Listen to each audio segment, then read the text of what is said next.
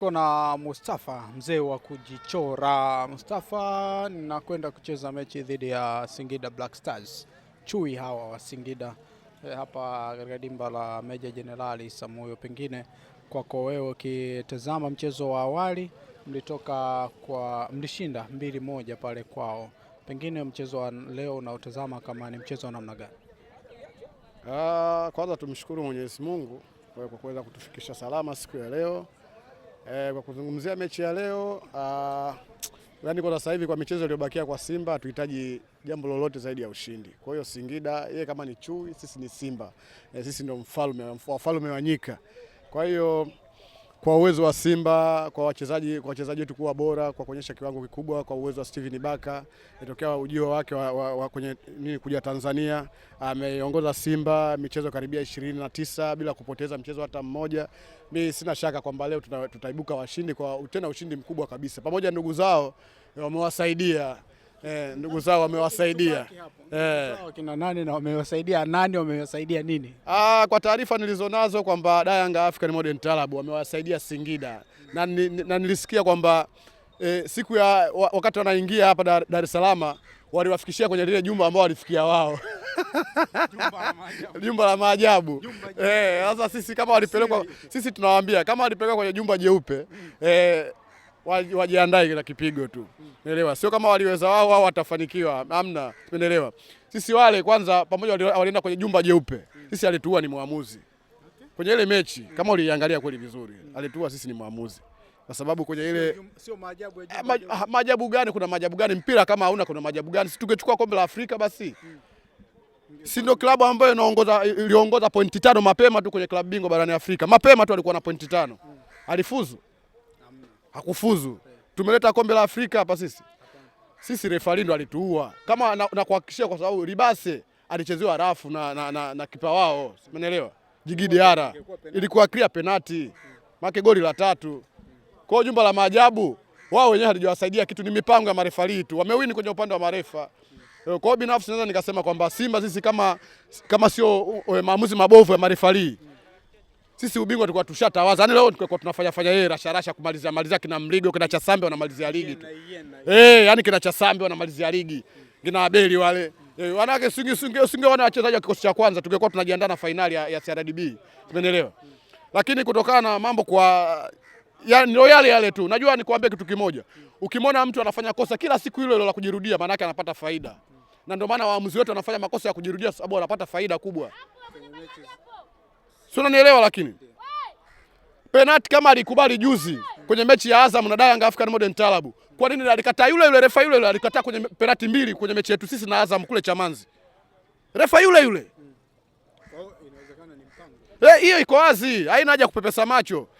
Marefa anachokifanya kwamba sio labda wanasema labda nini makosa ya kibinadamu, hamna, wanakusudia kabisa. Leo hii hapa nyie mnapocheza na Singida, wao wanacheza na watoza ushuru TRA, ambao wote michezo ya mzunguko wa kwanza mlitoka sare na TRA pale Arusha. Na wewe TRA walipokuja Dar es Salaam ulipata ushindi hapa Mbweni. Pengine haikupi pressure namna yoyote kwamba ama haikupi ahueni kwamba kwa kuwa walidraw Arusha basi wanaweza wakadraw tena Dar es Salaam? Tukicheza football dakika 90, TRA ana uwezo wa kumfunga Young African Modern Club. Kama tutatumia sheria zetu, tutatumiza sheria 17 za mpira.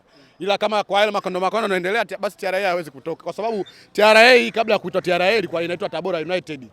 Ndani ya Chamanzi mtani alikula chuma 3. Nafikiri mwenyewe uliona, kama ukuepo uwanjani hata kwenye kideo uliangalia. Kwa dakika 90 kwa performance ya mtani wangu, mimi nakwambia kama kweli referee wa leo, msimamizi wa leo atatekeleza sheria 17 za mpira, basi leo Chebwelo na ili jua chaji kitapata chaji kubwa sana.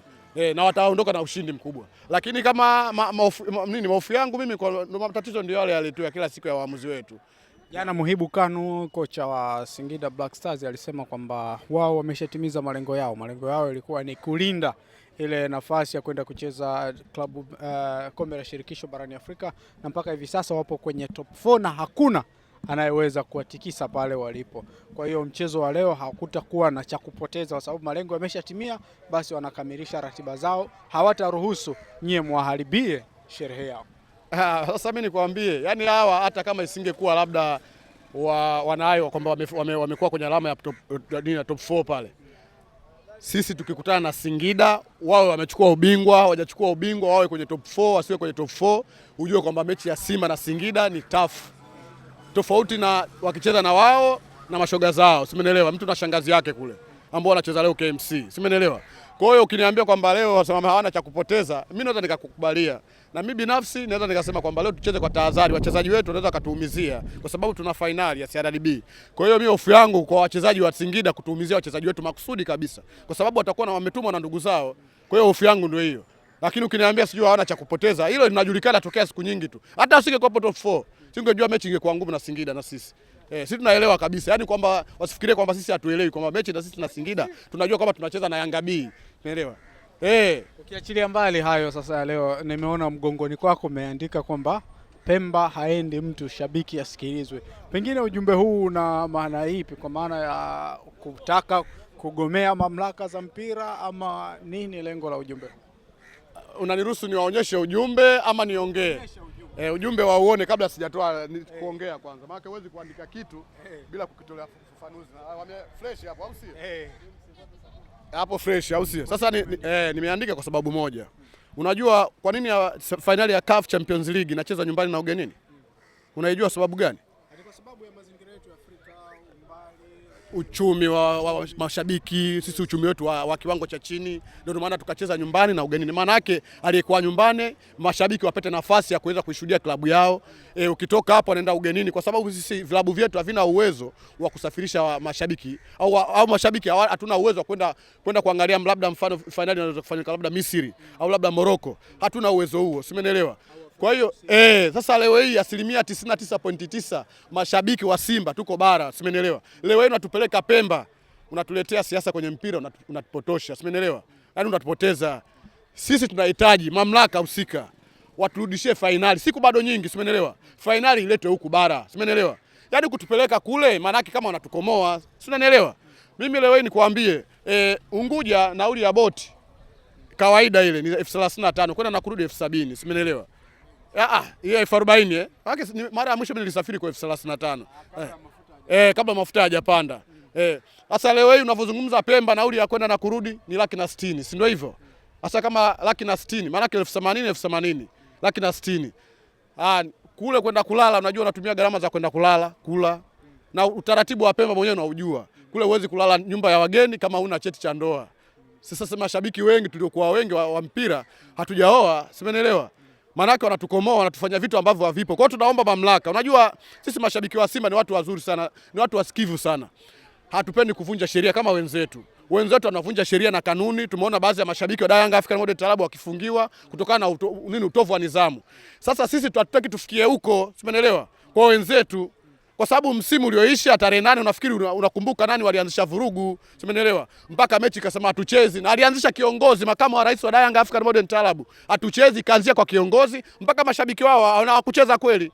Lakini sisi wakaprint na jezi, simenelewa. Sasa sisi hatutaki tufike huko, simenelewa. Sisi tunachotaka mamlaka kwa sababu mshabiki ndio kila kitu kwenye football, simenelewa. Leo hii unavyozungumza kwenye national timu ya taifa, serikali ya jamhuri inahangaika kuwaomba mashabiki waende uwanjani, kiingilio bure yani. Yaani wewe miguu yako tu kwenda uwanjani bure tu. Watu hawaendi. Maana yake mshabiki ana umuhimu. Kama angekuwa hana umuhimu hata bure tusingeambia tuende uwanjani. Sawa. Lakini Pemba pia kuna wana Simba na wana haki ya kuiona Simba yao kama ilivyo Dar es Salaam, ilivyo Songea, ilivyo Rukwa, ilivyo Katavi. Unawaambiaje sasa mashabiki wa Simba walioko Pemba? Mashabiki waliokuwa Pemba wa Simba binafsi kwa hili kama kweli mimi naamini wapo, lakini sio wengi sana, simenelewa. Lakini kwa hili watusamee. Sisi tunataka finali icheze hapa kwa sababu mimi binafsi sijawahi kuona mashindano ya kule yakija kuchezwa huku. Simenelewa. Ndio kwa mara yangu ya kwanza sisi tunapelekwa kule tu, yani tunapelekwa huko tu, tunapelekwa kule tu. Unaelewa? Sawa, ni nchi moja sawa. Mbona wale hawaji kucheza huku? Kwani kule hamna ligi? Sasa kwa nini wale hawaji kucheza huku? Tunaona kama kuna upendeleo au kuna vitu fulani viko nje ya pazia. Hatuelewi yani kwa sababu gani? Mbona sisi hatusaminiki she? Tumalize na hili Mustafa. Leo hii kwenye mchezo huu jana Elie Mpanzu ametajwa kuwa ndiye mchezaji mwenye pasi za usaidizi nyingi ama assistant nyingi, pengine ungependa kumwona leo akiasisti Elie Mpanzu kibisawala? Nafikiri ana assist 9. 9 wanafuatia wote Faisal sijui ana 8 vile, wengine ana 7. Kwa hiyo binafsi nikuambie kitu kimoja. Yaani kwa Simba jinsi ilivyo, sio kwa Elie Mpanzu tu. Mimi na imani Mpanzu ni bora, kuna nyakati alipitia nyakati ngumu sana. Lakini ukiangalia Simba yote kwa ujumla, Simba inafanya wachezaji wote wako na viwango vizuri sana. Hata tukianza kwenye eneo la defense, unaona kabisa kuna namna timu imebadilika kwa kiwango kikubwa sana. Angalia kuna mchezaji ambaye azungumzi, anafanya kazi kubwa sana lakini azungumzi. Lakini nafikiri kama angekuwa anatokea nje ya Tanzania angezungumza sana. Yusuf Ali Kagoma anafanya kazi kubwa sana, sipenelewa. Kuna wakati unamwona kabisa Alassane Maodo Kante amepotea, lakini Kagoma anaenda kuituliza timu, unaelewa. Kwa hiyo binafsi naweza nikasema Simba kwa tulivyofikia kutokea Januari wamefanya usajili, manake Simba imekuwa na kiwango cha hali ya juu. Na hii timu ingekuwa imeanza tokea mwanzo wa ligi, manake leo hii sisi kama nilivyokuambia bwana, tungekuwa mabingwa tayari. Kwa hiyo yote kwa yote tusijilaumu. Nafikiri msimu ujao maboresho zaidi, tunahitaji striker pale mwenye uchu wa magoli, tunahitaji baadhi ya maeneo arekebishe. Mimi nafikiri msimu ujao kila mtu ataimba lugha yake, na Simba hii msimu ujao bado mechi 5 tutatawaza ubingwa. Asante sana.